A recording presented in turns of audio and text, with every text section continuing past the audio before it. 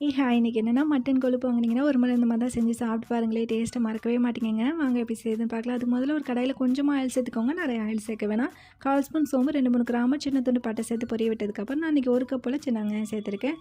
ஒரு சின்ன வெங்காயம்னா பெரிய வெங்காயம் கூட சேர்த்துக்கோங்க. சேர்த்துட்டு நல்லா வதக்கிக்கலாம். சின்ன வெங்காயம் நல்லா வதங்கி வந்ததுக்கப்புறம் ஒரு மீடியம் சைஸ் தக்காளி அரைச்சி சேர்த்துருக்கேன்.